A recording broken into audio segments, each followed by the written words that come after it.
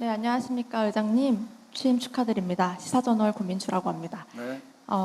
개헌 관련해서 말씀 여쭙고 싶은데요. 지난 5월에도 39년 만에 개헌안이 국회 본회의에 올랐지만 결국 무산된 바 있었습니다. 국회 상황이 그때와는 크게 달라진 바가 없는 것 같은데 이번엔 어떻게 야당의 동의와 합의를 이끌어내실 계획인지 여쭙고 싶고, 또 아까 말씀하셨던 국민이 개헌에 참여하는 디지털 플랫폼은 어떤 형태인지 또 추가적인 설명 여쭙고 싶습니다. 네, 그 개헌 관련해서 제가 지난번 재원절 때 이제 이번 22대 국회에서 제10차 개헌을 해야 된다라고 말씀을 드린 바가 있습니다. 그리고 저는 그때 말씀드리면서 지금까지 1948년에 재헌헌법이 만들어지고 1987년까지 그러니까 40년 가량의 이제 시간 동안 9차례 개헌이 있었는데 그 뒤로 또 이제 내년이 40년을 맞는 해입니다. 그런 점에서 이제 제10차 개헌을 이제 해야 될 때가 됐다라고 저는 생각을 합니다. 물론 87년 헌법 같은 경우는 그 나름의 시대적인 당위성과 또 함의가 있습니다. 말 그대로 국민의 선택을 국민에게 직접 돌려드리는 민주주의를 나름대로 과정에서 또 이루었던 개헌인데, 그 이후에 강산이 4번 바뀌면서 또 많은 영역에서 또 새로운 아젠다와 담론들이 또 제기됐고, 또 추가로 개헌을 통해서 우리가 담아내야 될 여러 내용들이 있습니다. 물론 권력구조 개편 문제도 마찬가지고요.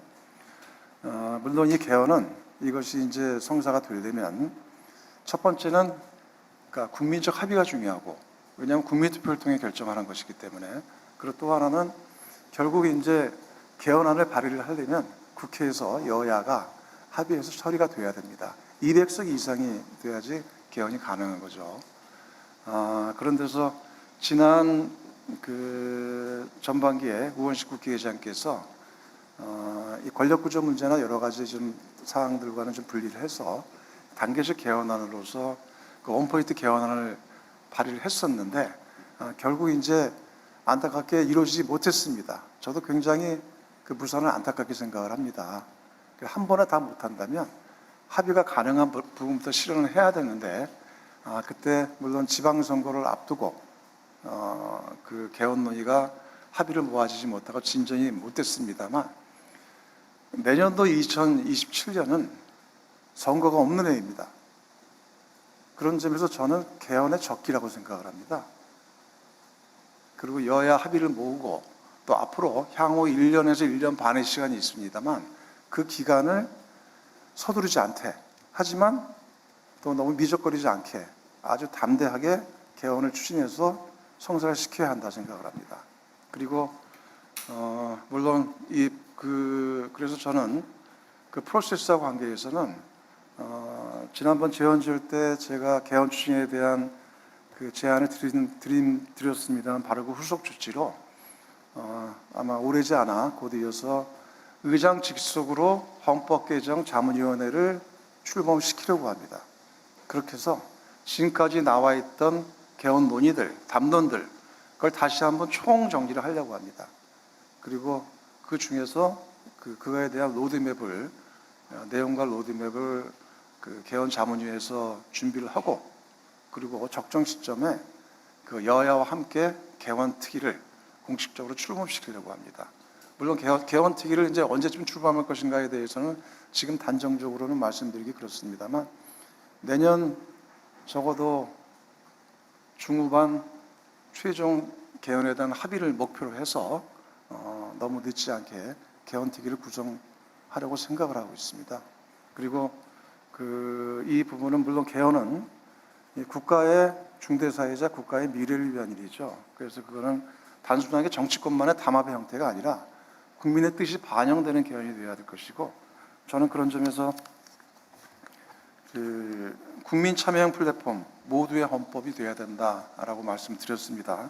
그래서 이런 국민의 개헌 의제를 직접 제안하고 토론하는 집단 지성의 장을 만들려고 하고, 그런 장을 웹페이지, 웹이나 또는 앱 등의 형태로 만들려고 합니다. 그리고 그거에 대한 구축과 운영 방안을 현재 검토 추진 중에 있다는 말씀을 드립니다. 그래서 이 개헌 플랫폼에서 모인 국민의 뜻을 앞으로 조만간 구성할 그 헌법개정자문위원회와 그리고 추후에 그 여야 간에 그 구성할 헌법개정 특위에 담아내고 반영할 생각입니다. 그리고 무엇보다 개헌은 그 시대적 당위성과 필요성에 대해서 저는 여야가 다 동의한다고 생각을 합니다. 그리고 국민의힘에서도 이 개헌안 자체에 대해서 반대한다기보다는 그때그때의 정치적 상황에 따라서 이 부분이 또 정치적 이슈가 되고는 합니다만, 다행스럽게 앞으로 향후 2년의 기간은 선거가 없는 해이기 때문에 그 기간 내에 최대한 그 설득하고 합의를 이끌어내고 또 제가 직접 나서서 할 생각입니다. 저는 그 부정론보다는 낙관론이 많습니다. 그에 대해서는.